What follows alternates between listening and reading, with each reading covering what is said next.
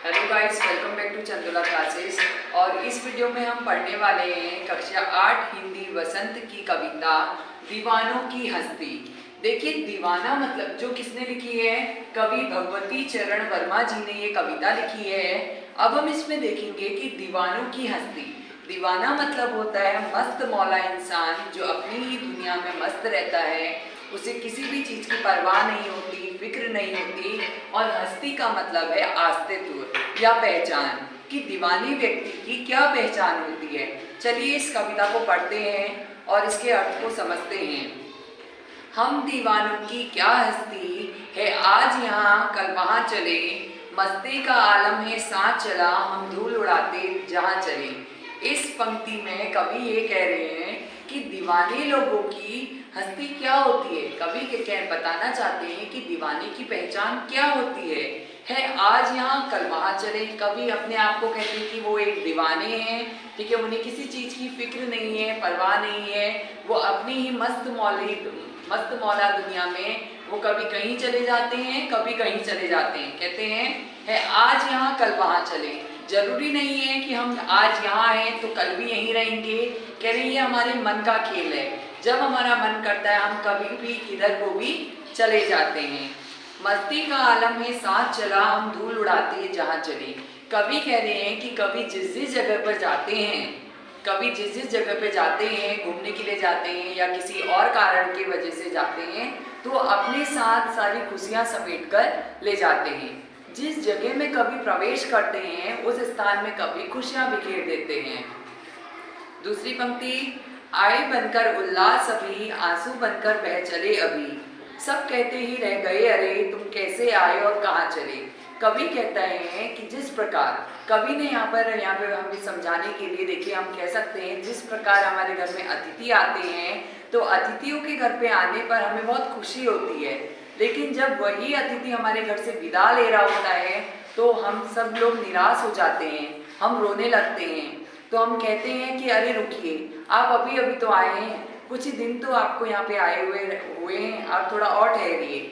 उसी तरीके से कवि कह रहा है, आए बनकर उल्लास अभी, आंसू बनकर बह चले अभी। जिस जगह कवि जाते हैं वहाँ के लोग कवि से कहते हैं, जब कवि उस जगह से विदा ले रहा होता है, कि आप अभी अभी तो हमारे यहाँ पे आए हैं, आप इतनी जल्दी क्यों जा रहे हैं। और सब लोग, जितनी जो महफिल होती है वो महफिल भावुक हो जाती है, रोने लगती है, कवि को रोकने का प्रयास करती है। सब कहते ही रह गए अरे तुम कैसे आए और कहाँ चले। सब लोग कवि से ये प्रश्न पूछते हैं कि तुम कैसे आए और तुम कैसे आए और अब कहाँ चले, तुम इतने जल्दी क्यों जा रहे हो, जरा ठहरिए। आपके आने से तो हम जो माहौल था वो बहुत ज़्यादा आनंदित हुआ था, बहुत ज़्यादा खुशियाँ बिखरी थी, अब आप इतने जल्दी क्यों जा रहे हो। नेक्स्ट, किस और चले यह मत पूछो, चलना है बस इसलिए चले, जग से उसका कुछ लिए चले, जग को अपना कुछ दिए चले। कवि कह रहा है कि ये मत पूछिए किस और चलना है, क्योंकि दीवाना इंसान जो मस्त मौला इंसान होता है, अपनी मर्जी का मालिक होता है, वो कभी भी कहीं को भी चल देता है।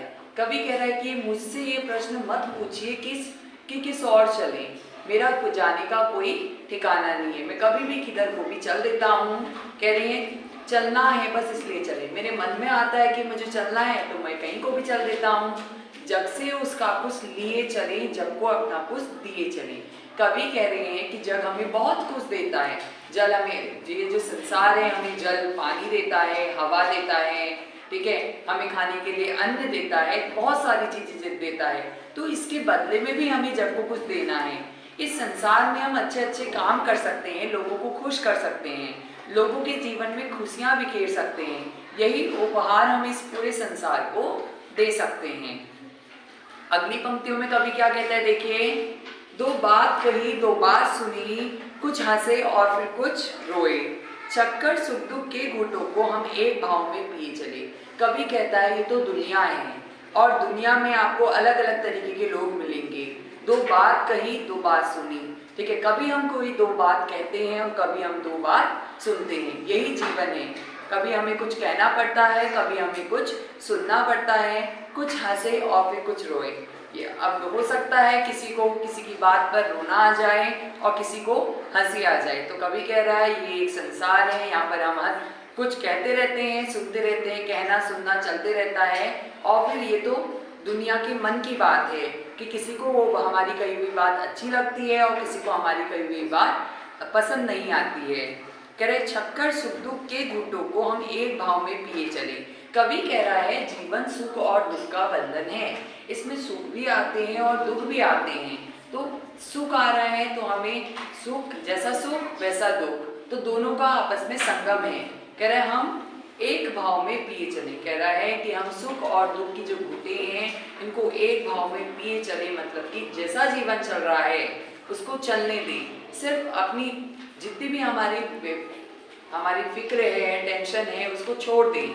हम अपनी दुनिया दोबारा से मस्त दुनिया शुरू करें। अगली पंक्ति में कवि कहता है हम भिखमंगों की दुनिया में स्वच्छंद लुटाकर प्यार चले।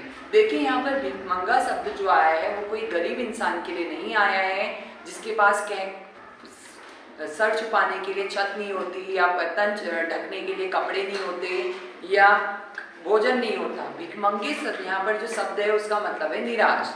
कवि कह रहा है कि हम निराश लोगों के जीवन में स्वच्छंद लुटाकर प्यार चले, मतलब कि हम निराश लोगों को खुश करने की कोशिश करें इस जीवन में। हम एक निशानी सी उड़ पर ले असफलता का भार चले। कवि कह रहा है कि क्या है कि जीवन में सफलता और असफलता दोनों होती है। जरूरी नहीं है कि हमें हर काम में सफलता मिले। कभी हमें कोई बहुत सारे कार्य ऐसे होते हैं जिसमें हम असफल हो जाते हैं, लेकिन असफल कार्य पे हमें निराश नहीं होना है, हमें हार नहीं माननी है। हमें क्या करना है, उसको सहन करना है। असफलता भी हमें कुछ ना कुछ सीख जीवन में जरूर देती है। अगली पंक्ति में कवि कह रहा है अब अपना और पराया क्या, आबाद रहे रुकने वाले। हम स्वयं बंधन बंधे थे और स्वयं हम अपने बंधन तोड़ चले। कवि कह रहा है कि इस दुनिया में अपना और पराया कोई भी नहीं है। ऐसा नहीं है कि कोई ये लोग मेरे अपने हैं या कोई ये दूसरा जो इंसान है वो मेरा पराया है। हम सभी लोगों को भाईचारे के साथ रहना है, मित्रता के साथ रहना है। आबाद रहे रुकने वाले, मतलब कि जिन लोगों को ईश्वर ने जन्म देके इस धरती पर भेजा है वो आबाद रहे, अच्छे अच्छे काम करें और लोगों के जीवन में खुशियां बिखेरे। कह रहा है हम स्वयं बंधे थे और स्वयं हम अपने बंधन तोड़ चले।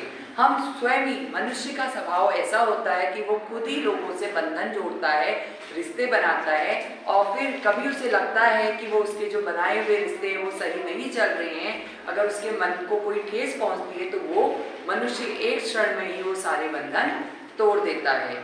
आशा करता हूँ कि आपको मेरी समझाई हुई कविता समझ में आई होगी। धन्यवाद।